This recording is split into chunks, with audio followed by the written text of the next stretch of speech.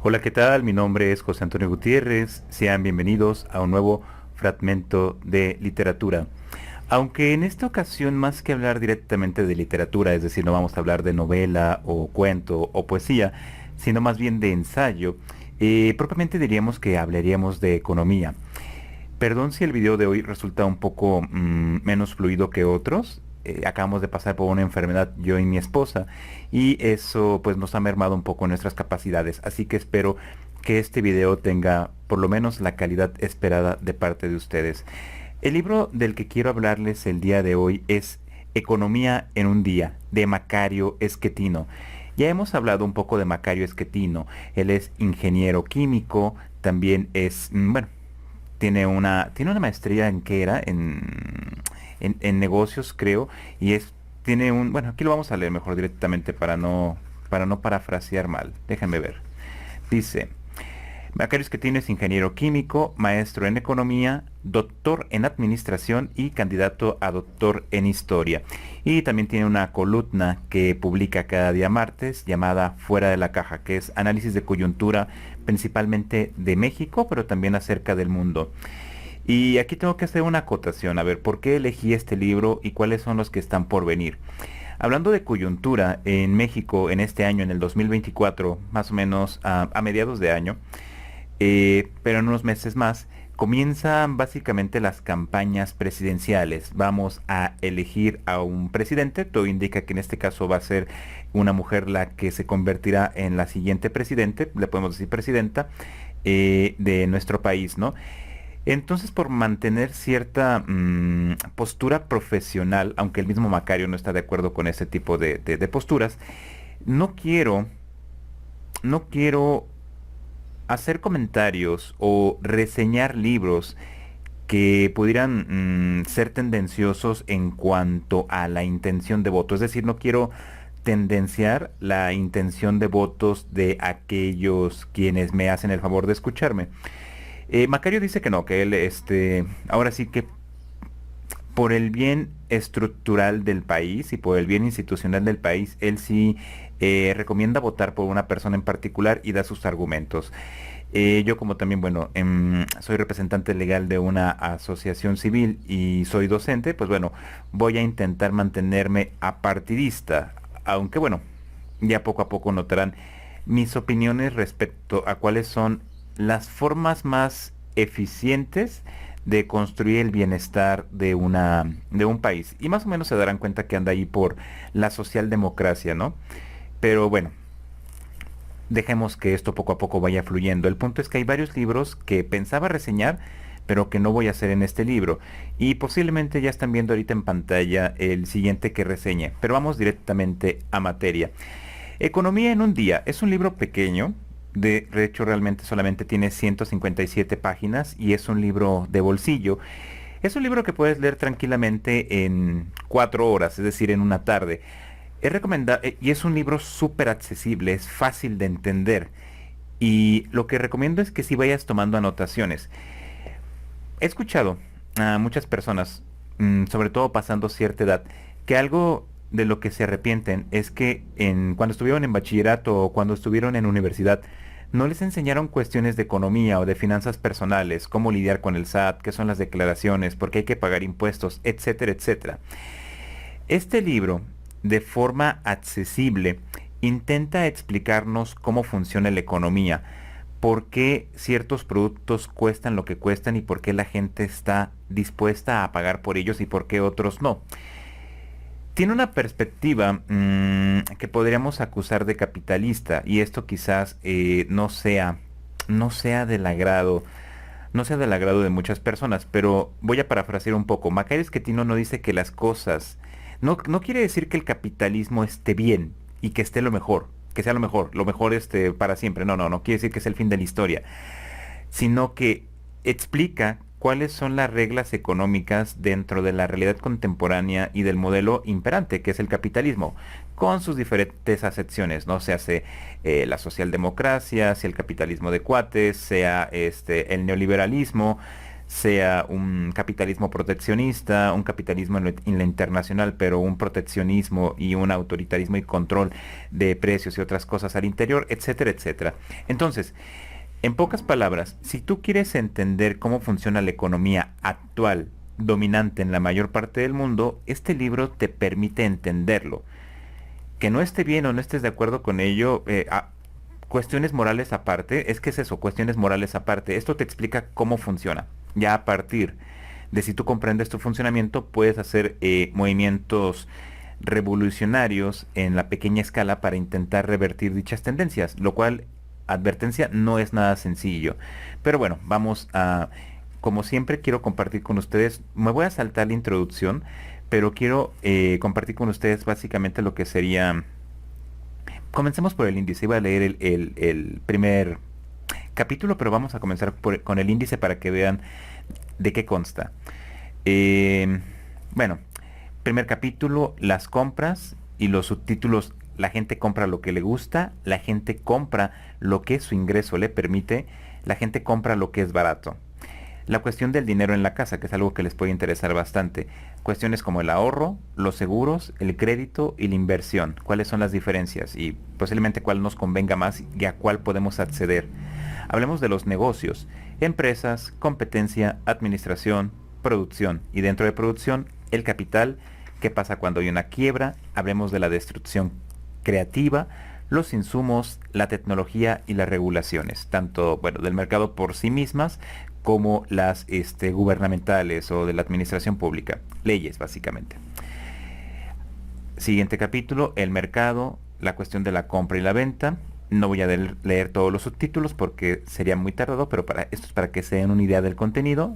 El siguiente capítulo habla acerca de los empleos, cómo influye la tecnología, las prestaciones, la importancia del tiempo libre, cómo sería un mundo sin empleos y de qué está postulándose él. Hablemos de algo que no nos gusta, pero que es necesario conocer, el gobierno. Impuestos. ¿Qué le toca hacer al gobierno? O sea, pagamos impuestos y a cambio, ¿qué deberíamos recibir? ¿Qué le toca al gobierno? El bien público, los bienes semipúblicos, las externalidades, el bien común o los bienes comunes, el gobierno como empresario, la infraestructura y el Estado siendo empresario. El dinero dentro de un país o el dinero del país. ¿Qué es el dinero? ¿Qué entendemos por el dinero? ¿Cómo funciona? La función del Banco Central, bancos y el sistema financiero, que ahora que lo pienso voy a compartir con ustedes en la descripción, bueno, no en la descripción, en la descripción y al final del video, en las, ¿cómo se llaman? No son etiquetas, son en las, se me olvidó, en las cortinillas, voy a compartir con ustedes una explicación de cómo es el sistema financiero mexicano, al menos hasta el 2023, qué lo compone. Es muy complejo realmente. Bancos y sistema financiero, financiamiento del desarrollo, inflación y tasa de interés. ¿Qué es la inflación? ¿Por qué los productos suben de precio año tras año? ¿Por qué se encarecen las cosas? Porque el dinero va perdiendo valor históricamente. Hablemos del resto del mundo, tiene que ver con comercio exterior, qué es el tipo de cambio, las finanzas internacionales y ahora sí, el funcionamiento de la economía desde la perspectiva, explicación y teoría de varios teóricos, hablando del crecimiento, la escuela de Adam Smith, el valor trabajo, la escuela de desarrollo, hablemos de inversión, educación, calidad educativa, etcétera. Los ciclos económicos, que es una crisis financiera, hablemos de burbuja financiera, la crisis de deuda, la crisis por falta de liquidez, la crisis por balanza de pagos y demás. Y por último, sistemas económicos, disonancia cognitiva entre lo que yo creo que debe ser y lo que realmente es. ¿Qué es la pobreza? ¿Qué otros sistemas económicos, además de este modelo capitalista con sus diferentes acepciones, existe? Y el capitalismo de compadres, que si no mal recuerdo, creo que el término en inglés es algo así como crony capitalins, que es algo así como... O sea, yo como gobierno soy el que da las licencias para que tú puedas poner, por ejemplo, una televisora, una radiodifusora, o para que seas el único que pueda, no sé, vender medicamentos o producir un determinado bien. Lo cual puede generar un monopolio o un oligopolio que a ti te permita poner los precios que tú quieras. ¿Por qué? Porque pues nadie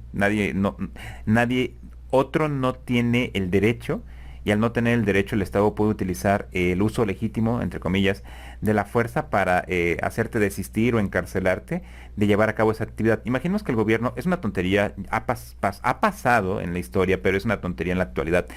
Supongamos que el gobierno dice, ¿sabes qué? Y va a sonar súper absurdo.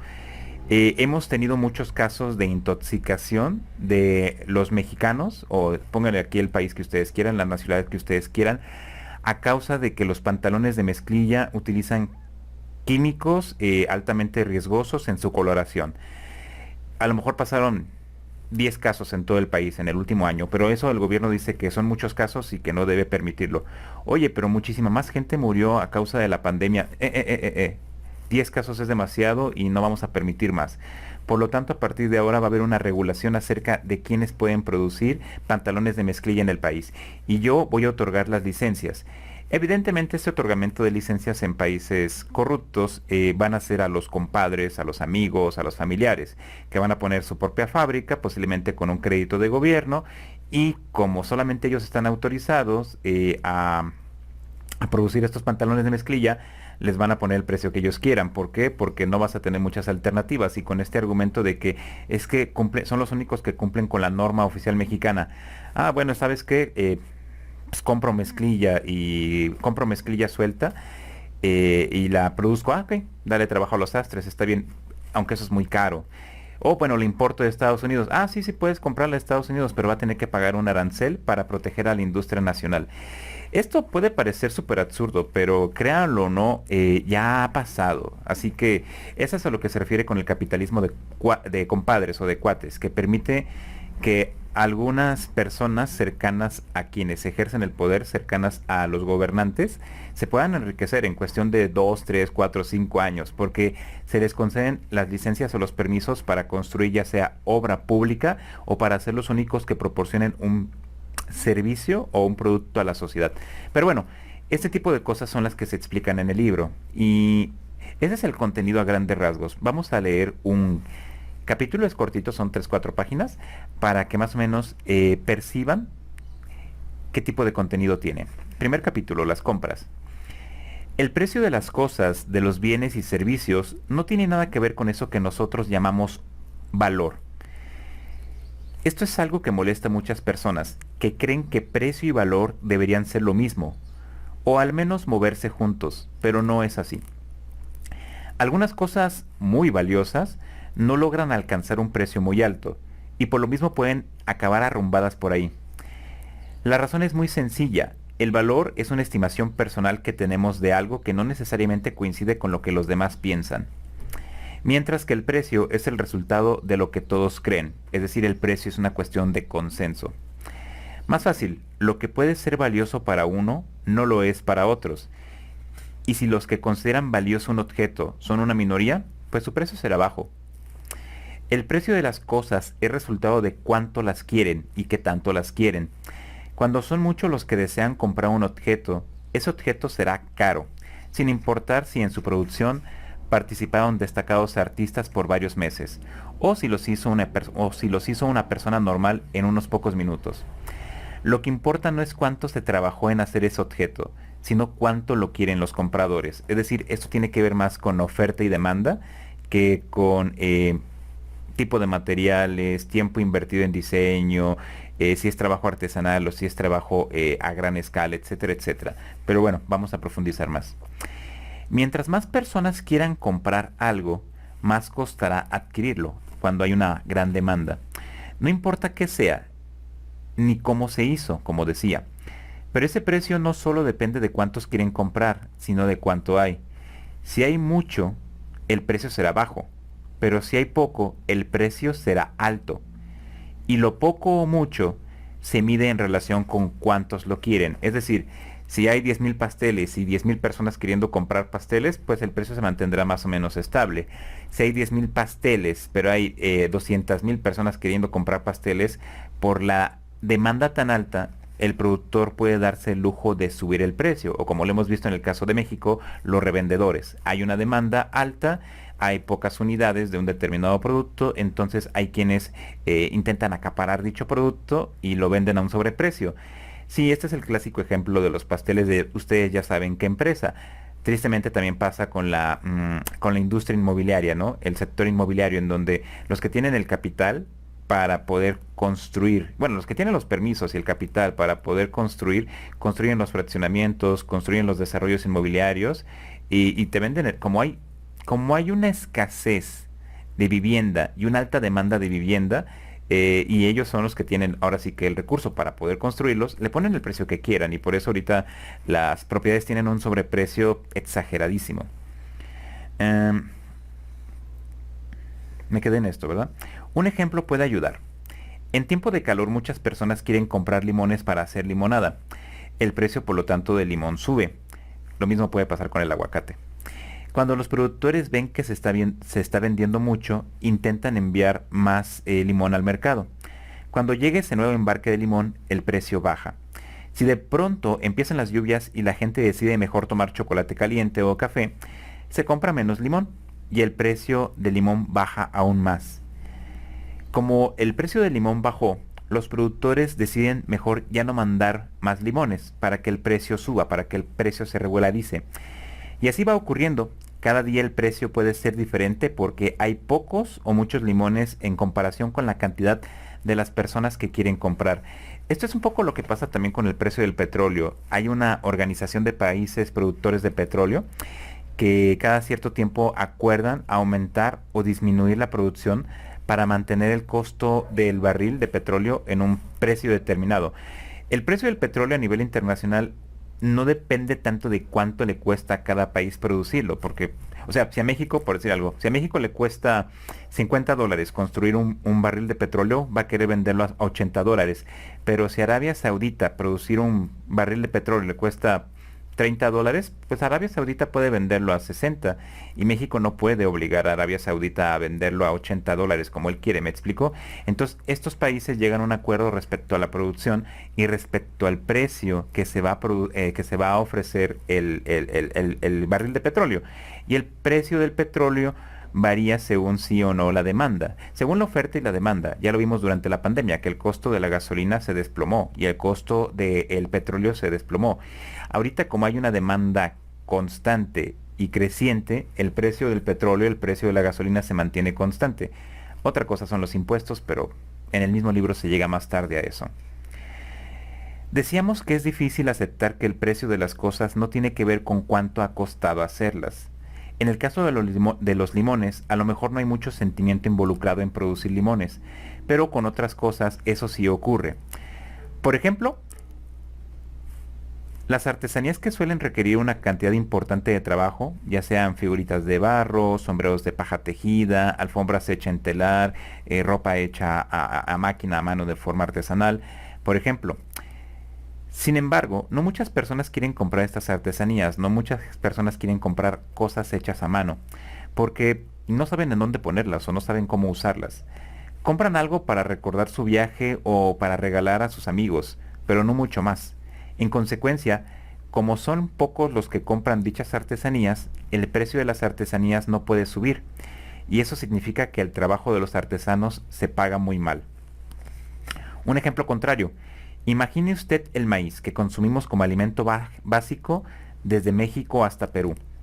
La cantidad que producimos no alcanza para lo que nos comemos. Es decir, la cantidad de maíz que se produce en México es insuficiente para ser soberanos o autosuficientes en cuanto al consumo de maíz. Por lo tanto, tenemos que importarlo.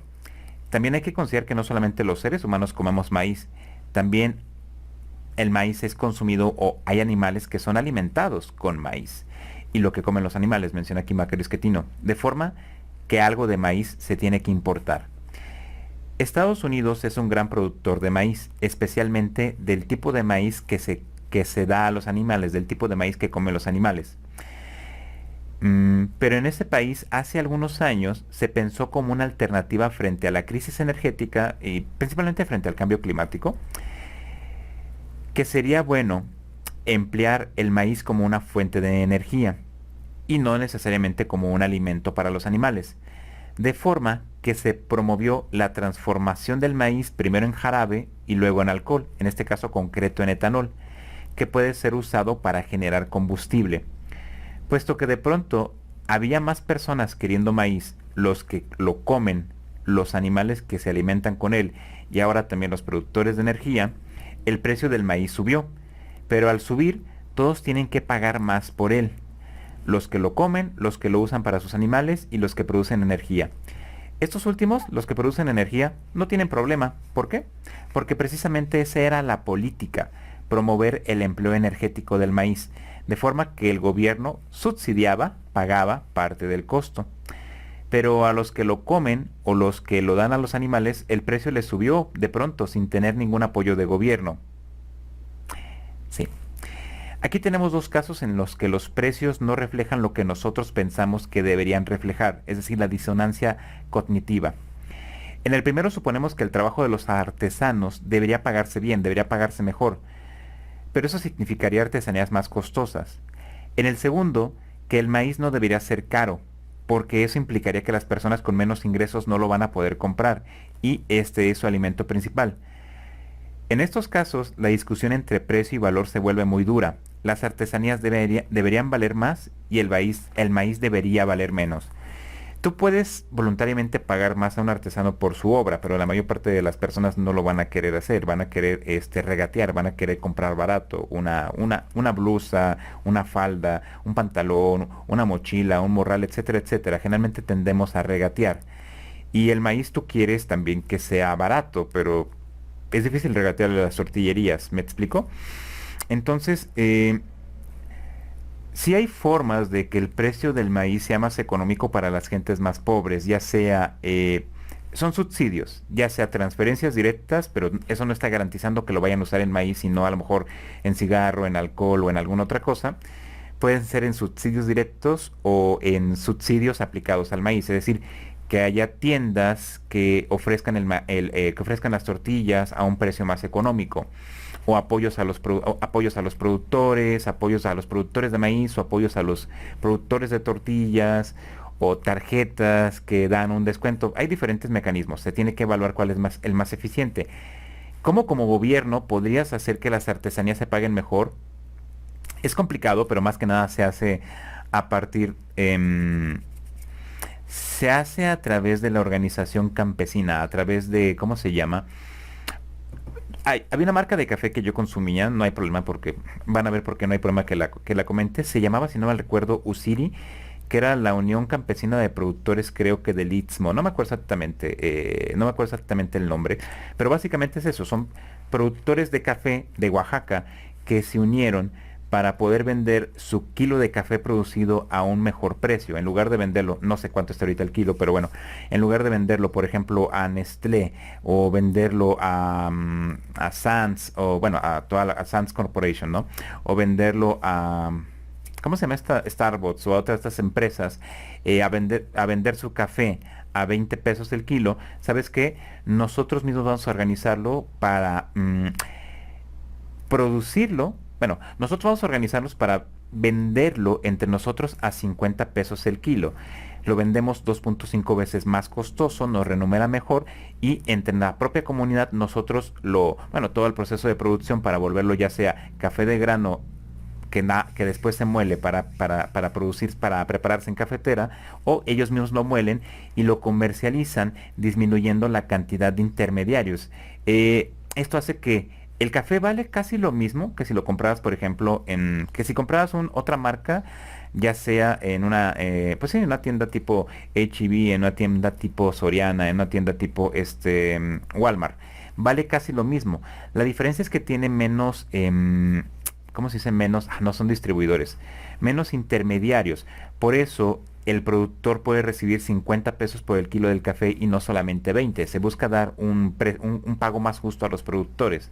El inconveniente que yo tenía, por ejemplo, es que si quería conseguir este café a un menor precio, ahorita debe estar como me imagino que ahorita el kilo de ese café lo venden entre 250 a 300 pesos el kilo.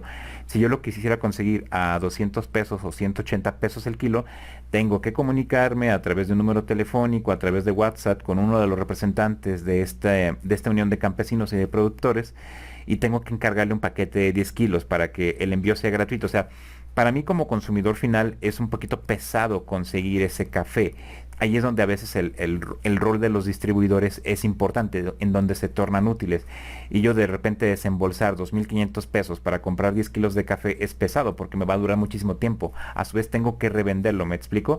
Pero esta es una forma de organización legítima que no depende del gobierno, que te permite a ti como productor poder ofrecer tu producto, el producto de tu trabajo a un mejor precio. Aquí no interviene el gobierno.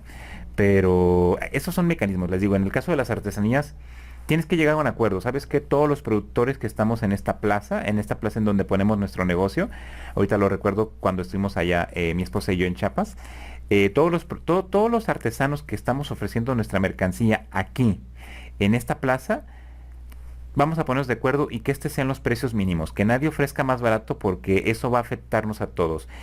Nosotros mismos tenemos que valorar nuestro trabajo y, por ejemplo, ninguna blusa, ningún pantalón va a costar menos de 400, 500, 600 pesos. Para bien y para mal, ¿no? Para bien y para mal, porque a lo mejor eso afecta al volumen de compra, pero al menos hace que haya una competencia entre ellos mismos que sea un poco más solidaria, que sea más solidaria, ¿no?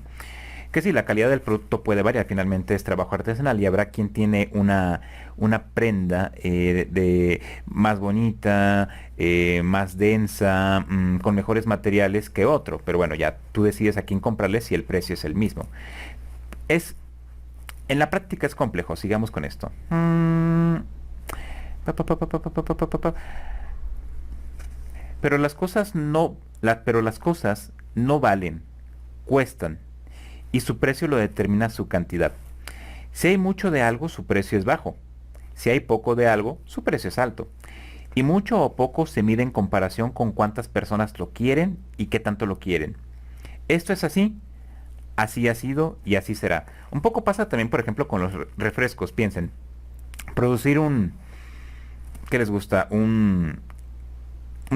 Sí, un refresco de 600 mililitros de un famoso refresco de cola, pues no es tan costoso. Lo que cuesta la publicidad, lo que cuesta la distribución, lo que cuesta son las comisiones, pero a lo mejor ese refresco no vale 15 pesos, o sea, no es lo que...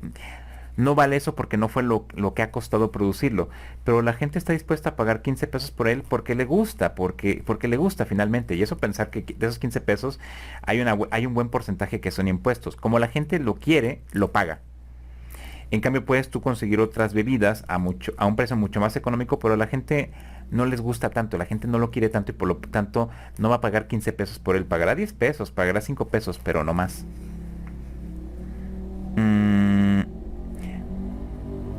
Esto es así, así ha sido, y dice Macario Esquetino, sentencia, así será.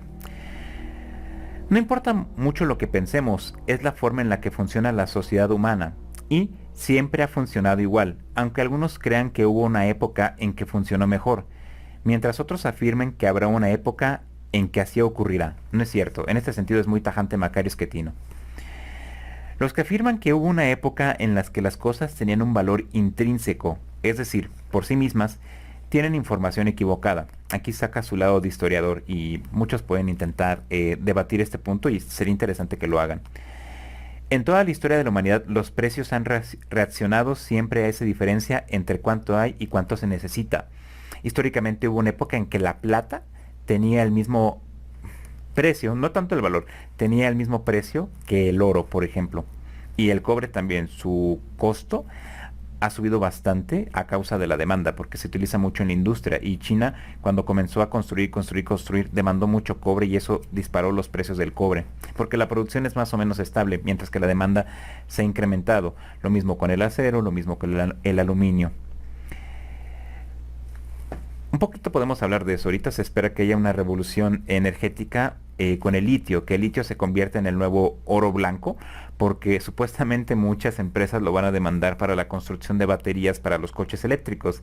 Y eso tiene sentido. Si de repente hay mucha demanda de litio y la producción del litio es más o menos estable, el precio de litio se incrementará.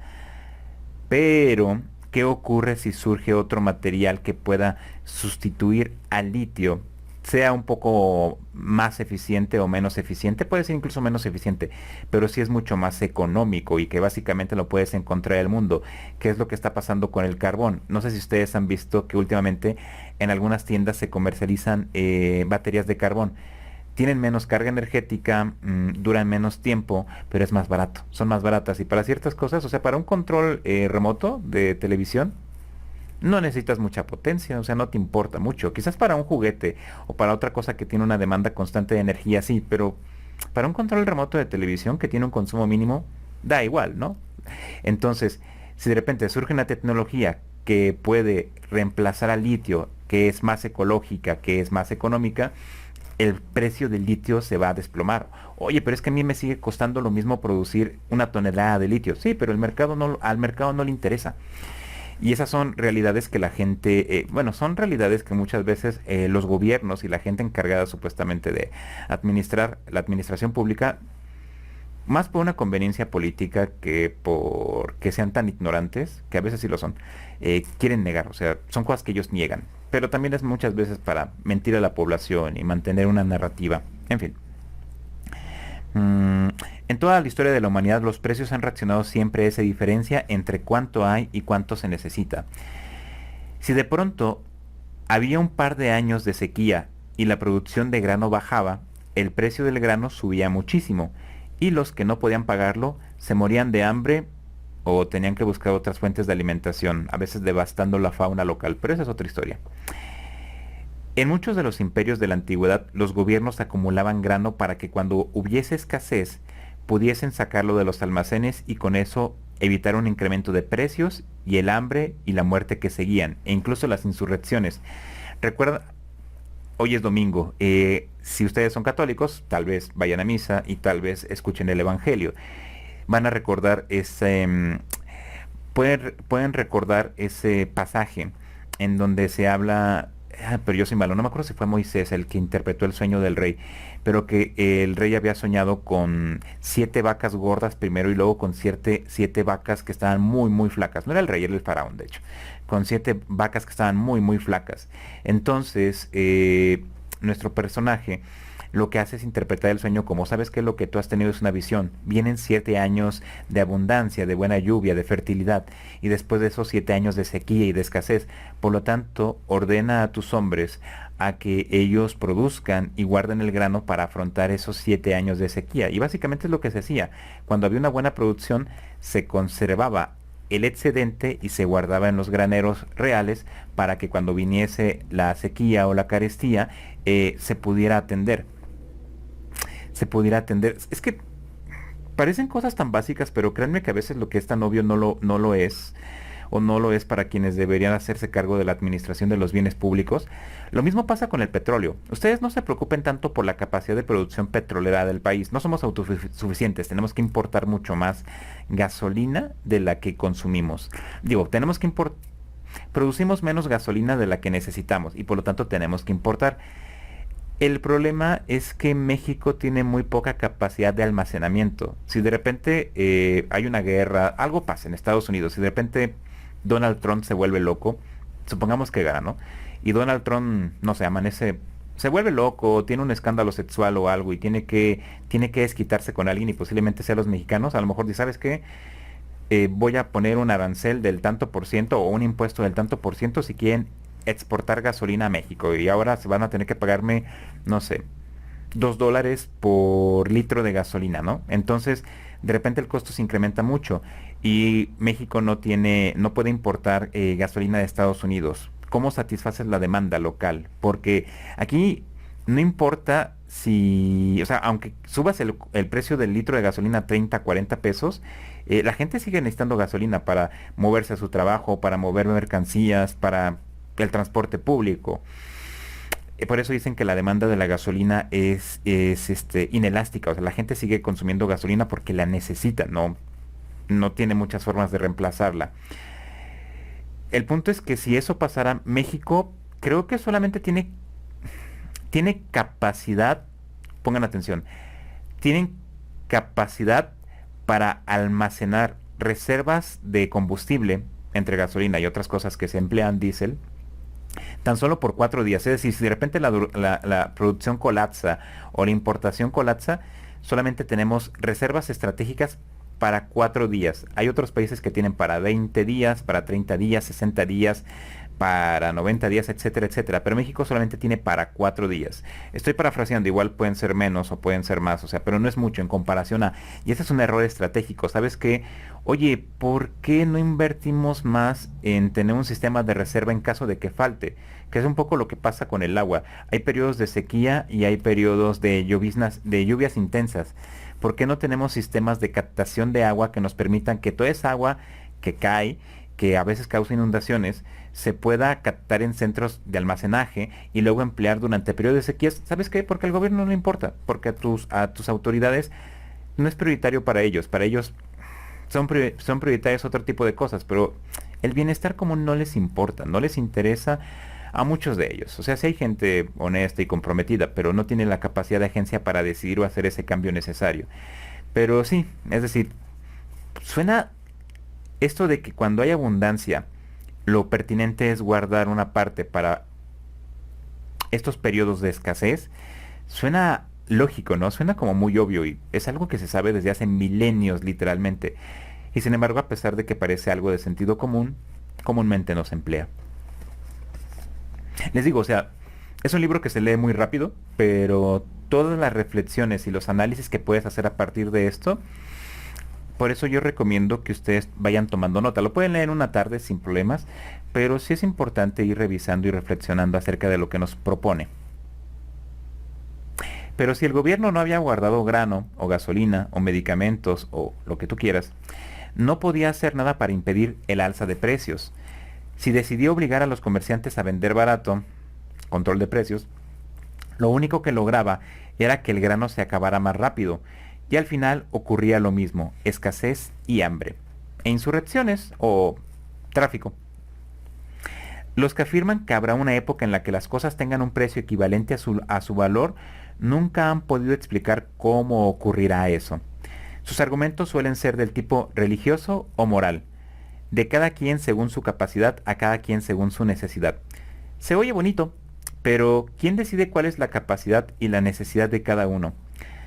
La persona que va a decidir eso, ¿no preferirá menospreciar las necesidades de los demás para quedarse con más y luego venderlo? ¿O no preferiría sobreestimar la capacidad de los demás para que produzcan mucho y así haya suficiente para todos y más aún? Ocasionalmente se encuentra uno personas que son capaces de actuar correctamente, pero es poco común. Es poco común encontrar a alguien que sea tan honesto para vender a un precio justo.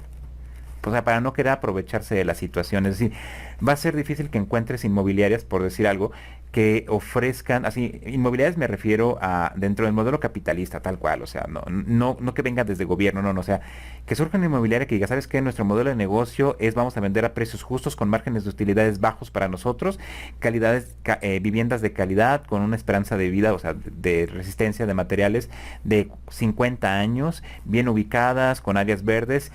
No, casi eso no pasa. Bueno, no pasa en México y casi no pasa en el mundo. Para que algo así pueda suceder, se requiere la intervención del Estado. Y para que el Estado intervenga de esa manera, se requieren políticos profesionales comprometidos con la población, no con sus intereses particulares. Pero bueno, precisamente por eso se les llama santos, santones o simplemente buenas personas. En la política en México no hay muchas buenas personas. Hay gente a veces con buenas intenciones que no llegan muy lejos o que el sistema lo supera a tal grado que no quiero decir que se ven obligados, bueno, si quieren seguir allí, si quieren seguir avanzando, se ven obligados a corromperse. Entonces, no importa cuántas buenas intenciones tengan, a veces no pueden contra el sistema, no pueden. Sé que suena muy desesperanzador, pero poco a poco iremos avanzando en estos episodios para saber qué podemos hacer. Ya mencioné, por ejemplo, lo de Usiri, era Usiri, creo que sí, lo de esta unión de campesinos y productores del Istmo. O sea, hay alternativas, sí. No vas a lograr un gran cambio de la noche a la mañana. Generalmente estas revoluciones no funcionan, o sea, quitan a uno para poner a otro, que en ocasiones es mucho peor. Hay ciertas cosas que efectivamente tienen un valor que no se somete nunca al vaivén de los que producen y compran. La mayoría de esas cosas tienen que ver con los sentimientos de las personas, alegrías y tristezas, amores y engaños. Y eso no tiene precio, como dicen los anuncios de las tarjetas de crédito. Pero siguiendo el mismo anuncio para todos los demás, hay que averiguar cuántos quieren y cuánto hay. Entonces, el precio de los bienes y servicios no está determinado por cuánto trabajo costó producirlos o por la calificación de quienes participaron en su producción, sino solo por su abundancia o escasez relativa. Si hay mucho de un bien comparado con cuántos lo quieren, pues el precio será bajo. Si hay poco de un bien comparado con cuántos lo quieren, el precio será alto. Ciertas cosas que son imprescindibles para seguir vivos, como el aire, el agua, los cereales, son tan abundantes que su precio es relativamente pequeño, relativamente, a menos que empiecen a emplearse para otras cosas. Antes se decía que el aire y el agua eran gratis, pero ya sabemos que no es así. Mantener limpio el aire y tenerlos a la mano sí cuesta. Pero de cualquier manera, cuestan relativamente poco. Es decir, independientemente de todo, el litro de agua que recibes de la llave, dependiendo de tu sistema de distribución de agua potable en tu ciudad, municipio, estado, es económico en comparación a cuánto te costaría un garrafón, en cuánto te costaría embotellado en una botella de litro. Incluso tú has visto aguas embotelladas que cuestan 3 pesos el litro, o veintitantos pesos el litro, o 50 pesos el litro, dependiendo si son alcalinas o ionizadas, o vete tú a saber todo lo que te intentan vender, ¿no? Pero el agua de la llave, cuando llega, es relativamente barato, es relativamente barato. Ahora, que la gente prefiera tomar agua embotellada que cuesta 3 pesos, que cuesta 10 pesos, que cuesta 15, 50 o 100, es por lo que desean y cuánto están dispuestos a pagar por él. En cambio, una pintura de un gran maestro del siglo XVI puede costar muchos millones de dólares. ¿Por qué? Porque hay pocas y porque hay mucha gente dispuesta a pagar por ellos. Bueno, no mucha, pero la suficiente con la capacidad de hacerlo. No porque esta pintura tenga más utilidad que el aire, el agua o los cereales, es decir, por sí misma no es más valiosa. El aire o los cereales son indispensables para vivir, sino porque muchas personas la quieren y solo hay una pintura. ¿Vale más la pintura que el aire que respiramos o el aire que bebemos? Lo dudo, pero tampoco importa. Si el precio de una cosa depende de cuántos la quieren y de qué tanto la quieren, entonces algo que sería muy útil saber es por qué las personas quieren ciertas cosas y no otras. A grandes rasgos, una persona va a adquirir cosas que le gustan, que puede pagar con su ingreso y que en comparación con otras resultan baratas. Veamos estos 3 casos. Bueno, y poco a poco Macario Schettino empieza a explicarnos las particularidades de cómo funciona la economía. Siempre hay excepciones, siempre hay casos raros, pero también se pueden explicar. O sea, yo puedo dibujar algo y decir, ¿sabes qué? Yo puedo dibujar algo con pinturas y al óleo, lo que tú quieras, y yo puedo decir, esta pintura vale $1.000.000, ¿no? Nadie me la va a comprar. ¿Por qué? Porque no están interesados en ella. Hay una sola, pero nadie me la va a comprar. ¿Por qué? Porque no soy conocido, porque no soy reconocido. Si en cambio es un artista mexicano que ha expuesto en museos, porque los curadores, diría Belina Lesper, los curadores de museos tienen cierto monopolio respecto a quienes pueden exhibir y quienes no. Y igual, un artista contemporáneo, con la misma habilidad, con la misma técnica, con los mismos materiales que yo utilice, produce una pintura igual de mala, igual de mala, pero decide venderla en $1.000.000, a lo mejor a él sí se la compran. ¿Por qué? Porque quienes tienen el capital para comprar esa pintura consideran que esa pintura tiene ese valor por su escasez, porque también solo hay una, y porque para ellos el nombre que le ha otorgado el exhibirse en ciertos lugares le da la calidad necesaria para que valga $1.000.000. Pero objetivamente sigue siendo los mismos materiales, a lo mejor el mismo más o menos tiempo de trabajo, incluso a lo mejor se intentó comunicar el mismo mensaje, pero lo único que cambia es quién la produjo y la percepción que se tiene de dicho trabajo. ¿Me explico?